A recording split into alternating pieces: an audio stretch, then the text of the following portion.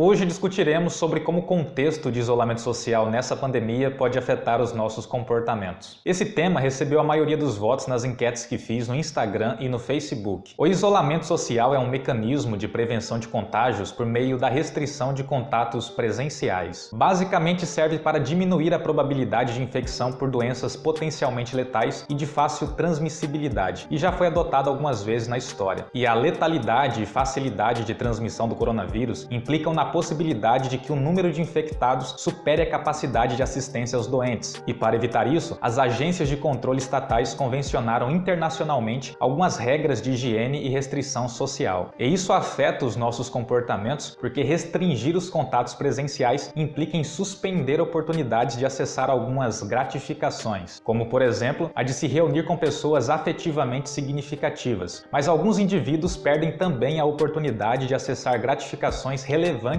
para a manutenção do seu bem-estar físico. É o caso, por exemplo, dos profissionais autônomos, que podem ter as suas reservas de recursos esgotadas após algumas semanas de restrição social. O fato é que geralmente fazemos coisas que preservam ou aumentam nosso bem-estar físico, social e afetivo. Tecnicamente, chamamos essas gratificações de reforço positivo porque fazemos com frequência as atividades que neles resultam. E quando as oportunidades de fazer essas coisas são obstruídas, podemos ficar tristes, irritados ou agressivos. Sem falar que pessoas que já são tristes, irritadas ou agressivas tendem a intensificar esses padrões emocionais, o que pode resultar em prejuízos de interação familiar e no aumento de casos de agressão, autoagressão, divórcios e outros problemas domésticos. Mas nós também tendemos a fazer coisas para evitar ou diminuir o mal-estar físico, social e afetivo. Tecnicamente, chamamos os tipos de mal-estar de reforço negativo porque fazemos com frequência as atividades necessárias para escaparmos deles. E quando não podemos evitá-los, ficamos assustados, desamparados e reativos. Podemos, inclusive, contra-atacar os indivíduos ou as regras que produzem o mal-estar. É o caso, por exemplo, das pessoas que, devido à quarentena, não podem escapar do esgotamento de seus recursos de subsistência ou escapar de agressores domésticos. Consequentemente, alguns indivíduos se veem na condição de restaurar o bem-estar físico, social e afetivo, desobedecendo à quarentena. E provavelmente fazem isso para obter subsistência, fugir de agressores ou ter contato presencial com pessoas afetivamente significativas, mesmo diante do risco de contágio. Isso acontece porque resultados imediatos afetam com mais efetividade os nossos comportamentos do que os resultados que demoram para acontecer. E para essas pessoas, desobedecer à quarentena produz resultados imediatos mais efetivos do que as regras que sinalizam os riscos de contágio. O resultado disso é que, na perspectiva de um vendedor ambulante, conseguir a subsistência acaba tendo mais peso na determinação de suas decisões do que a possibilidade de ser contaminado. Sem falar que pessoas, no geral, podem aos poucos começar a desobedecer à quarentena se elas não perceberem a ação do vírus na sua rotina imediata. Por outro lado, temos as pessoas que são obrigadas a se expor ao risco de serem contaminadas, como é o caso dos profissionais da saúde. Eles têm mais chances de serem contaminados e isso impõe mais rigor à restrição social deles. A exposição constante ao risco e a restrição mais rigorosa podem levar ao estresse cumulativo e a uma gradativa queda na eficiência com que a pessoa funciona. E temos também os que passaram a trabalhar dentro de suas casas por meio da internet, o que coloca condições estimuladoras relacionadas ao trabalho dentro da rotina domiciliar. E isso pode gerar dificuldades para iniciar, continuar ou interromper o horário de trabalho, o que intensifica o estresse e a vontade de chutar o pau da barraca. E devido à restrição de contatos presenciais, a população aumenta a busca por contatos online. E é aí que elas podem acabar sendo arrastadas por disputas partidárias com memes e notícias duvidosas e defesa convicta de interpretações não verificáveis. Isso estimula a raiva nas pessoas e as faz replicar e defender discursos estereotipados sobre o que a pandemia é. E quanto menos familiaridade uma pessoa tem com o assunto, mais propensa ela estará a defender um discurso taxativo. E isso ocorre porque as pessoas têm mais propensão a aceitar o que é compatível com o que ela já acredita do que investigar a informação, pois o custo comportamental de replicar um discurso é menor do que o de explorar e entender evidências. E isso se complica com o fato de que padrões supersticiosos de pensamento podem ser fortalecidos por coincidências e também por aprovações e incentivos arbitrários que chegam a todo momento pela internet, o que leva o sujeito a agir como se possuísse um conhecimento comparativamente mais eficiente do que o das pessoas que realmente estudaram o assunto de forma séria. E esse comportamento é fortalecido pela aprovação do grupo de pessoas com ideias parecidas. E mesmo quando confrontado com fatos verificáveis, o sujeito sujeito continua a defender a sua posição para se esquivar de desaprovações desse grupo e também de possíveis constrangimentos ao mudar de opinião. Esses processos comportamentais sempre existiram, mas a internet aumentou as suas proporções e a dicotomia política dentro de uma pandemia deixou o caldo mais azedo ainda. Esse vídeo buscou apenas identificar, organizar e relacionar algumas condições atuais que podem ter relevância para afetar a funcionalidade das pessoas, e não teve a pretensão de esgotar o tema. Se você tem interesse em aprender os conceitos da análise do comportamento que foram utilizados nesse vídeo, sugiro que comece pelo livro Princípios Básicos de Análise do Comportamento, de Márcio Moreira e Carlos Medeiros. Eu sou o psicólogo Thiago Rocha e essa é mais uma edição do Ciência do Comportamento. Se gostou, se inscreva, dê um like e compartilhe. Obrigado e até a próxima.